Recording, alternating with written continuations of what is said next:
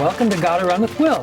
I'm Stuart Calderwood, and this episode's special guest is also a special old friend of mine. He's played many roles in the running community, and that's on both sides of the starting line, coaching, running, and even implementing some pretty impressive programs in New York City. I'm talking about John Honerkamp. Thanks for having me. Well, we met when I saw you running on a track, and that was your intro to the sport. I wondered, when you were growing up, were you one of those kids that won every little playground race and was the fastest kid on the football team and all that? How'd you find out you were so fast? Well, I had an uncle who was training for the New York City Marathon in the early 80s. He played football. He put on some weight. He was a bartender by trade, and he also was my next-door neighbor, Uncle Dan DeVoe. And he started training for New York to lose some weight and getting him and his wife, Barbara. And so he would just bring me along, and I would run the kids' fun run. But I would often do very well. 100 yards? How long were these races? Probably a mile. Oh, really? Yeah. So you did not start out as a sprinter? No, but it was one of these things I would do well in them, but I also my closest competition was often my two younger sisters, who were 3.5 and 5 years younger. So they probably have the good genetics too. So I was good at it, but I also wasn't many kids running in the races that at that age, at that time. So I wasn't like cocky or anything. I realized, okay, I'm beating my two sisters and a couple other people. But I was exposed to the sport at a pretty young age. And then actually in the other sports, running is often a punishment for other sports. Do laps because you're goofing off or just for conditioning and people hate it. Our sport is your sport's punishment. Right. So when I coach athletes now that are new to the running again or haven't been running in a while, they often say, oh, running's actually pretty fun, but their memory is it as being a terrible experience in other sports. But when coaches would try to punish me by doing laps, I definitely would not get tired. Right. And I would sit there with a grin on my face running, and the coaches often would get upset because they were trying to punish the group, and most people were out of breath, and I would just keep going, and it wasn't a punishment for me. So I do remember that a couple times. But you ended up gravitating toward what I think is one of the purest speed events there is outside of an absolute sprint, which is the 800 meters. And you got to probably as high a level as you could have at your age. You were the youngest competitor in the Olympic Trials 800 in 1996. Yeah, the youngest semifinalist. There was Michael Granville, who was actually the current record holder, high school, yes. Ran 1:46.45.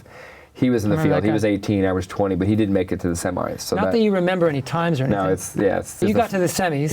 I got to the semis, yeah. 1:47.26. That's flying, and that's something that like a lot of people can run marathons and get pretty good because of dedicating themselves to hard work, etc. You can't fake your way into a top level 800. That's a lot of natural ability. Yeah, you definitely need some speed, more speed endurance, but it is kind of. It's not a sprint, but it's almost a sprint, and that's why it's called middle distance. But it's harder than a sprint. The 800 and the 1500 or the half mile and the mile. Yeah. The mile you're still pacing, and you're and obviously there's some tactics in the 800, which we'll probably talk about. But it was like for me, I wasn't as quick at the 400 meters as a lot of my competitors. Right. And so oftentimes I was going out the first 400, not too far off my best 400 ever. But I also had the strength, the upper hand as far as strength compared to, I would run 5K and 10K pretty well. But the funny thing about the 800 is I ran it as a kid because it was my fourth grade I ran CYO track. And my brother, who was running high school track at the time, Steven, said, the coach asked, he asked, I was running my first track meet ever, not the 5K, not the road races and the fun runs.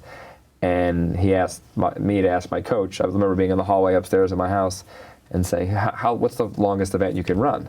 So I asked my coach, Mrs. Devaney, I said, and he said, well, 400 for fourth graders, but I could put you with the fifth graders and they get to run the 800. So I did that. You wanted to run a longer race. My brother thought it would be better because he probably knew I didn't have super speed. I wasn't running the 100 or 200. This is not the way I thought this would go. I thought you were going to be the guy who beat everybody, all the short stuff. It wasn't the quickest, but I was, I definitely had endurance. And then, and I got to high school, 800, it was easier for me mentally because it was 2 laps versus 4. And oftentimes you fall asleep the third quarter. And so as I got better in the 800, I realized how hard it was. He doesn't mean literally fall asleep. No, right. Now, something that a lot of people don't know about the 800 is that it is the first event, as you're moving up through the events, 100 meters, 200, 400, it's the first event that's not run in lanes.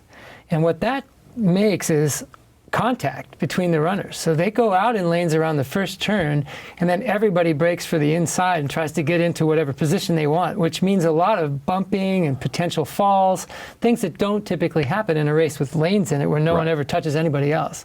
So did you find that difficult to adjust to, or was it exciting? It actually made it more nerve-wracking, because in most races in high school, they had a typical start. They didn't start in lanes until it was like the big state meet, or it was a bigger, more competitive field. And then in college, it became more common. But the local dual meet in high school, you just start right off the line. It was more of a California start, which to quote your it's from your home state, no, California. I do know what that is. It's when they start on the outside and the inside, but then they all go straight for the inside. So there's two kind of starts, and they after. This means people are coming in at you from outside, and you're having to hold your ground. You do have 100 meters to kind of to go out fast or to go out slow and see, and then you also, when you break in on the indoors, it's more challenging because it's more chaotic, because it's 4 laps to the 800. Or 8 laps to the mile, and you have, it's really like you usually have about 150 meters maybe to break in, depending on the track and what's going on. But it does add to the drama or the nerve. It made it more nerve-wracking, because like you're in your own lane, whereas I was so used to as a kid just getting on the line, and it was jostling, but it didn't seem like a big deal. But that made it. Wow, this is like a special. It was a higher end meet. That's when that started happening. So what started happening when it went out in lanes for the first 100? Yeah, when everyone 8 people per race. But I'm thinking about when you break for the inside and trying to get position. Now that's almost like middle of a soccer game or something. You're like holding people outside you. You're keeping people from passing. You're having to deal with getting around other people. It's not like a 400 meters where it's all one lane and you just run by yourself. Involved. And they say in the 800 you've got one move to make. Do you hold to that theory? I felt like I was making a move the whole race, oftentimes. That's one move. So it was, in that case, one move. I would actually, funny thing is, I had a high school coach that his name was Frank Vega, and indoor track. I went to Chaminade High School in Long Island. We were very good in the 4x8. Everyone seemed to run the 800 meters. Wait a second now. Didn't you lead the nation in the 4x8? My freshman year, when I was not on the team, I was on the team, but I was a freshman. I wasn't fast enough to make the top 4 in the 800. Okay. Our high school had the fastest time in the country. You're so modest. You could have gotten away by saying yes. And in my senior year, yes, I was anchor of the 4x8. We had the fastest time in the country. Okay, that's what I thought. Yeah. But everyone ran the 800, and we ran the Milrose Games at the Garden. That was a big deal to run. So everyone, the 2-miler was running the 800. The sprinter might have been running the 800 because of the cachet of running in the Madison Square Garden where the Knicks played, and it was, it was pretty cool. And so, I like to think of it that the Knicks got to play where the runners ran on the track. That's true. It's like one of the oldest, it's 100+ years old. The Wanamaker Mile and all that. But it was one of these things where we'd make a move on the indoor track, you'd make a move on the 3rd lap. So unlike falling asleep in the 3rd lap of the outdoor mile, pretty intense laps. We'd make a move early, and it was the Vega move, and we would mentally cripple was the term that the coach, because you make a move the penultimate lap indoors. Yes. And then you kind of psyched out your competition until they got smart about it, and then they would know that you were making the move. But as a freshman and sophomore, I would kick at 300 meters in an 800, which is just that's going for pretty far out. And so I actually developed over time. I had good endurance, and I wasn't the speedier 800 meter runner. I was more than strength 800 meter runner. Yeah. But I think just a young 13, 14-year-old practicing that long kick, I think it really came into handy. So to answer your question, there's typically one move. Sometimes if it's tactical and it goes out slow, you can make a couple moves if you have to get around people. But it's definitely it's the perfect mix between aerobic and anaerobic. That's why I think a lot of athletes or a lot of coaches will say the 400 meter hurdles and the 800 meters are the 2 toughest events in track and field. A lot of people have different versions of what's the toughest event. I personally think the 10,000 meters, which is 25 laps around the outdoor track, is really hard. Steeplechase is very hard. I've run the steeplechase, which is hard, but I've never run the 10,000 meter on the track. And then the decathlon to me has to be the toughest because awfully tough. It's 10 events mentally in one. As well as physical, because of how close you are to failing to make a height and being out and stuff like that. So, but what I was kind of getting at is you had to be a fairly all-around athlete type. You couldn't just be a loneliness of the long distance runner type of person to run an 800. It's very intense, very physical. You had to be pretty strong. It's a different kind of sport than people that run marathons and things think about. But what I'm interested in to tell our viewers is not many 800 meter runners, they might move up to the mile, that's very common. But do they move up to the 10K and then to the marathon? I'd say almost none. No one that I know. A couple of great runners have had success at both those distances. I mean, I think Rod Dixon ran some 800s and then ended up winning the New York City Marathon. He's mostly a miler. Mile to marathon, not so weird. 800 to marathon, Saeed Owita never ran a marathon. Gebre Selassie didn't run an 800. And these people had great range, but how did you translate your interest in racing from something that takes 1 minute 47 seconds to something that takes 2+ hours? Yeah, I think part of the 800 is I was more comfortable running the 800 at an early age because it was 2 laps. The mental focus of it was easier for me to concentrate for 2 minutes versus 4. And now you're talking about 10K, which takes 30 minutes. Now you ran a 10K on a hilly course in 30 minutes and 4 seconds? In cross country in Franklin Park in Boston. Yeah, one of the tougher cross country courses around. That's got to be very rare to have that kind of range. My best event is probably the mile, but I ran the 800 more often in college because mentally I could focus. And then as I got better at the 800, I realized how tough it was. So even though it looks like I'm going from the 800 to the 10K, I ran the 2 mile in high school a little bit. The mile was more my best event, which I did more often. I ran the 1500 after college more often. Yeah. And got down to the level of a sub-4 mile. Right. 1500 is now the real distance people run. They don't run the mile that much. Right, especially outdoors. Indoors, you run the mile more. People still think in terms of the 4-minute mile, don't they? Yeah, absolutely. Yeah. So I think it's less of a jump than you think because of my best event being the mile. Yeah. But the 800, it definitely for sure. I remember my senior year, my junior year is when I went to the trials in '96 in Atlanta. Yeah. And the following year, so I finished my season in probably July, early August, or probably July. You take 2 weeks off and then you're back running cross country prep training. Mm-hmm. It took me 4 years to run a proper 10K. As far as getting strong, because in high school you run 2.5 and 3.1. To go from 8K and 10K takes a long time to kind of get that strength. That's what I'm saying. It's not the same thing that you're doing. So I also had 3 good roommates in college that were 2-milers in high school that I knew from camps in high school, and they basically dragged me around 6 times a mile, and we'd average like 4:30 a mile, and I would just hang on for dear life. So I would help them in speedier workouts because I had the lower end, but in the longer stuff, I would just get dragged along and hang on for dear life. And by my senior year, I had enough strength, maturity, mental focus, especially coming off the 800 and how well I did in that. Yeah. I was definitely by far the slowest in the 800 meter at the trials. I definitely had the slowest 400 meter time out of all my competitors. Really? Probably, and one of the better and mile I had times. By far, no one was even running cross country or 10K except maybe 1 or 2, and they were running 26:30, and I was running 24:30 for 5 miles.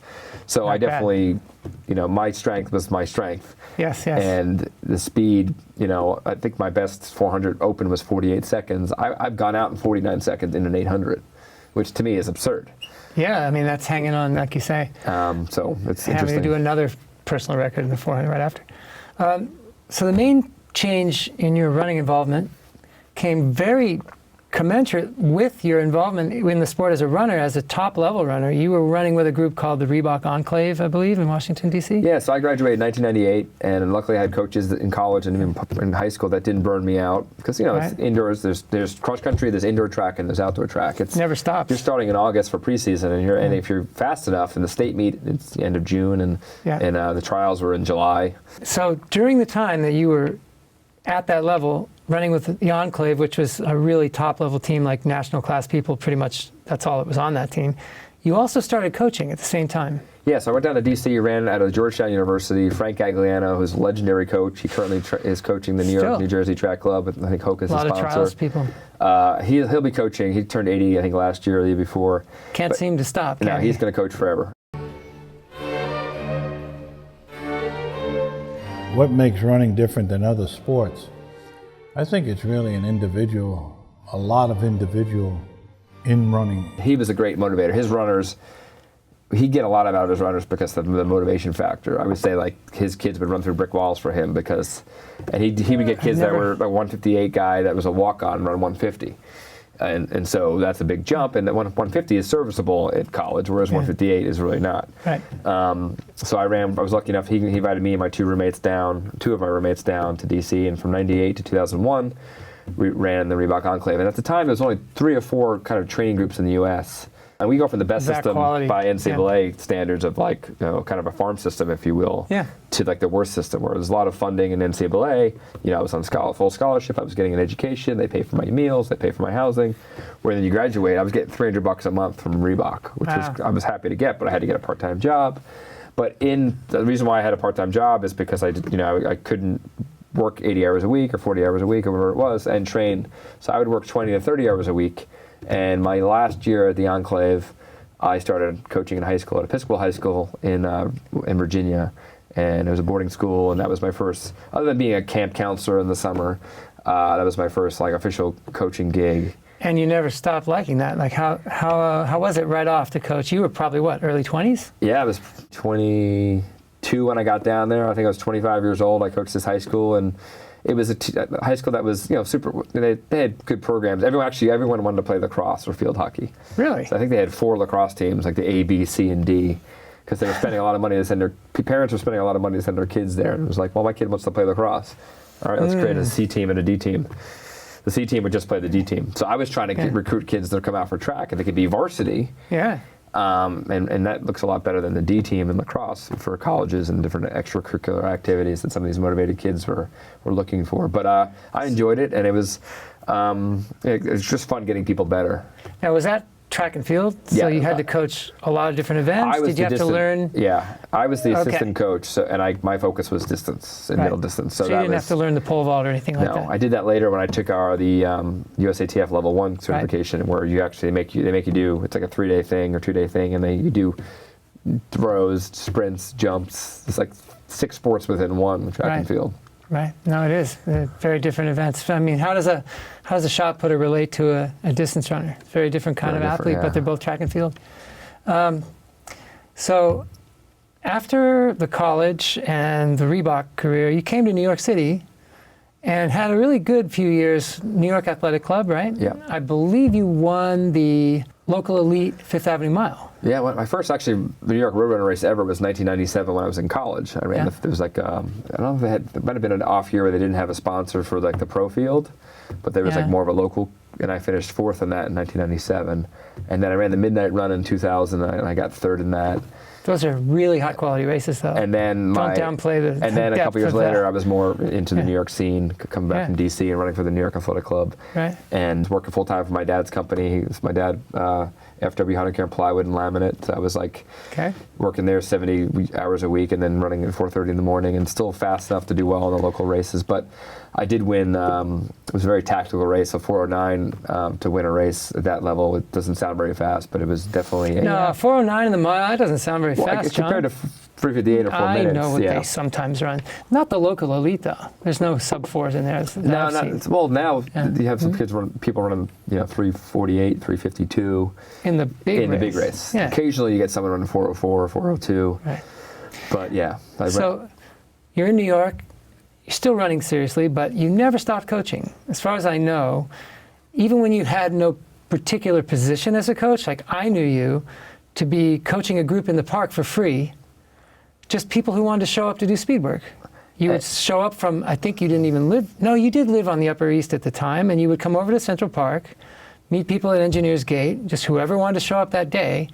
This is when I became aware of you as a coach, was you were just showing up and running with these people and giving them a workout. I was also doing the workouts. Coach now Off the Hook Track Club in Red Hook.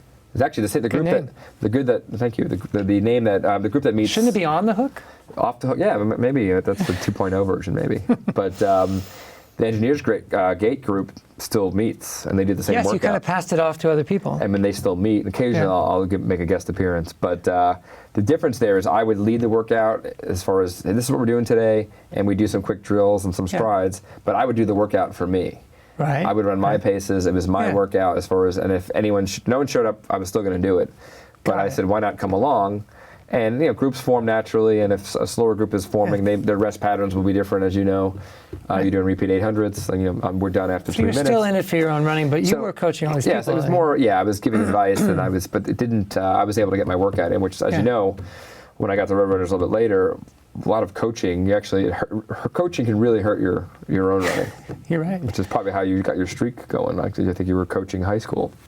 Good memory. So, so there was a group that I was coaching for free, but I was going to be there anyway doing my own workout. And how did it translate? Now, I know you went up to Boston at one point, and you ran into the November Project group there, but you're kind of unusual in that you will just decide to implement something wherever you go. So you brought the November Project to New York, right? Yes, the November Project started in Boston. 2 guys that rode crew for for Northeastern. Yeah, I guess not everybody knows what the November Project is, but it's a free program. And they're now in 51 cities, and they've been around 7 years. But when I first learned of it, Paul Leake was my intern, the guy that I recruited out of North Carolina. And he mentioned it, and then I had a couple other people in the community that was saying, "Oh!" And at this point, they knew I was at New York Roadrunners. I was leading a couple different programs. We skipped that chapter, and I've got to talk about Roadrunners. But I was, I wasn't involved with any of the live coaching. Bob Glover, who'd been coaching all these years, was still doing the live coaching. I was doing some virtual training stuff, which we'll probably talk about. Yeah. And I heard about this November Project, and I thought, let me just check it out. So I reached out to them via their website. Yeah. And they had all this criteria of how to be a leader and how to start a city, and it was you have to be lift heavy weights or be a fast runner or be some type of showman or something. Showman, I could actually put you in that category. It was more like an intimidation factor because you had to be serious if you were going to lead this. Yeah. And so I went up there and I fell in love with it. It was the community feel. It was the tagline was just show up. Yeah. No one cared if you were walking. No one cared if you were. Andrew Ferentz at the time was playing in the NHL, and they had the reason part of it put November Project on the map was when NHL was on strike, he would come to the workouts, and they would do these epic workouts at the Harvard Stadium, where it was these not your typical stairs. I don't know if you've ever run the Harvard Stadium. Seen it? No, I haven't. But they're bigger than your typical stairs, and it's a brutal workout. Yeah. And you can't fake stairs. No. And so I went to a Friday workout that was at Summit Hill, somewhere else in Boston, and just the community. There was 300 people in neon. Showed up. It was January. It was freezing. And it was just everyone was invited to the party. Yeah. And I just thought, wow, this has to come to New York. And me and Paul started. Which is where I see you as unique in a lot of ways, that you will decide pretty much on your own to take a fairly big chunk of your life and put it into making something available to a lot of people that otherwise would be running on their own, not having a team. Maybe they don't want to be on a team as we think of teams, but now they're on, Off the Hook Track Club, or they did November Project. You did it for years. I remember you were doing that when you had to get up at something like 4 o'clock to get to Central Park from Brooklyn. The key was that you had a Wednesday location, which was like the anchor of the week, and and then we became official because we showed that we were able, we were committed to being weatherproof. Now, how many people were showing up for those workouts? The first one they had 5 people. And then that's in 10 degrees. In 8 degrees. Then it was 8 degrees, and it was 8 inches of snow. We met at Gracie Mansion. I think 5's pretty good. And then we hit 8, and then we hit 12, and then after about 10 weeks, we became official. They allow you to, we got accepted. We showed our value. We showed that we could recruit. Right. So at its peak, how many? We've had 200 people at a workout. That's pretty impressive. But the reason why I started at Gracie Mansion because it was iconic. And it was, it wasn't Central Park. I wanted to kind of stay away from that. But so we'd meet at Gracie Mansion. But I also lived at 87th and First, which is a block away from. Right, then you did. So once in my 3rd year of leading, I moved to Brooklyn. I think I was engaged at the time, and I married my wife, Caitlin. So we were living in Windsor Terrace, which is where we currently live. But we had a 5:28 workout in the morning and a 6:28 workout. So for me to get to the Upper East Side at that hour, I had to get up at 3:30, and either I got a ride from someone who was coming to the 5:28 workout, this guy John Massey would give me a ride, or I'd take a 4 o'clock-ish subway. And but to be honest, getting up at 3:30 and 4:30 and 5, it kind of blends together. I know. I don't know if I believe that. But the thing is, you had to show up. There was I didn't want to sleep through my alarm. I'm the same. If I have to meet a group of people, it's somehow built into you. You can't miss it. Yeah. You can't miss it. There was no option. Whereas Off the Hook or even Engineer's Gate, occasionally I would sleep in because I didn't have to be there for it to happen. As I recall, unlike you, the mayor in Gracie Mansion at the time did not get up early. Well, so at the time it was Bloomberg who wasn't living at the Gracie Mansion, but the current mayor moved in, and we thought we'd have some issues. But what was the case when there was a cheer that was used, or rather a wake-up call for the mayor? One of the workouts, which Paul Lee came up with, was we'd stop. We'd have different stations. You run around the park. It's a beautiful park, and you would just you just use the city as your playground. Right. And sometimes it was straight running, and sometimes you would stop and do some strength circuits. And we would do 4 burpees right outside the security guard's gate. Yes. And we'd say, "Good morning, Mr. Mayor." But every time you did a burpee, you'd say, "Good," do the burpee, morning, and kind of trying to wake him up. We wanted him to join and set an example for the rest of New York. Never came out and ran, did he? Not to my knowledge. No. So November Project, you were also involved with New York Roadrunners at the time, which I'm extremely aware of because we worked together all that time, and you were pretty much responsible for the program that I'm now in charge of, the group training. Rather, I'm the head coach of New York Roadrunners. We have many, many coaches in charge of many parts of group training all over the city, in all 5 boroughs. And that was an idea, came kind of out of Virtual Trainer, which you instituted with your friend Matt Moran, that let anyone all over the world train for any major marathon, half marathon, through online coaching plans that we developed and that Matt was responsible for, with an amazing algorithm that took information from those people and gave them a program based on their own input. So it was very accurate about predicting a goal. You put that into basically the world. Well, yeah, as well as you got even bigger than November Project, I'm saying. You gave that to everybody, and then group training is now thousands of people, also your and a few other people's idea. So because we have little time left, I want to make sure people know you came from highly competitive runner yourself to as influential behind the scenes, letting other people run and get better as anyone I know in the city. Yeah, no, I was really fortunate to get exposed to running at an early age to my uncle, my brother, and my aunt. And I happened to be talented at running, and I was able to find it at an early age, and it paid for my college, and it got me to the Olympic trials. And you know, my current business is RunCamp is my consulting business, and I still do some coaching, but a lot of it's just brand building, community building. But I do find these projects where I start them, I train others to do it, and I move on to the next thing. And so Virtual Trainer was one of them. You make yourself obsolete, but then you start something else. But I love introducing runners to people, whether they had a traumatic gym class experience when they were a kid, or punishment, and they come to it on their own terms. But you can start at any age. This is the beauty of our sport. And you don't need 5-on-5, you don't need to rent the court, you just need a decent pair of shoes and open your front door and get out and run. So it's a very scalable thing. It's maybe the mental barriers are more the barriers of, oh, I'm too slow, I'm not a runner, I'm not a real runner. I would say, what's a fake runner? Otherwise, running is just, if you know race walking, you know running is moving forward and leaving the ground. That's it. And most people have chased a bus or chased their 2-year-old. And I would say everyone's a runner. Some people just don't, they choose not to run. True. Or their mental barrier of, so I like taking away those barriers. I coach a group called Make It Nice, which is a restaurant group with Daniel Hume and 11 Madison Park, and oftentimes they say, "Oh, I can't meet a run this morning. We can't run. It's 9 o'clock. We get home at 3 in the morning." So occasionally I'll meet them at 12:30 in the morning, and we run after their shift, and it's a safe environment. About midnight, 12:30. Yeah. Well, wow. Because you take away the excuses. Oh, I can't run because I'm not a runner. Okay, well, here's a pair of shoes. We'll meet here. I'll run with you. I know I'm too slow. I'll run with any pace. I'm sold. I'm going to start tomorrow. I think you might have a streak going with running. So. If I had, like we said, another 3 hours, I could fill it asking you things about your running involvement, coaching, and racing. And I know you've run up to the marathon, 2:44, not bad for an 800-meter guy. But not enough time to get everything covered. But I would like to thank you very much for being on the show. Thank you, Will Sanchez, for letting me host the show. Thanks for Manhattan Neighborhood Network for letting us have the show. And I guess we've got to run. Yeah, absolutely.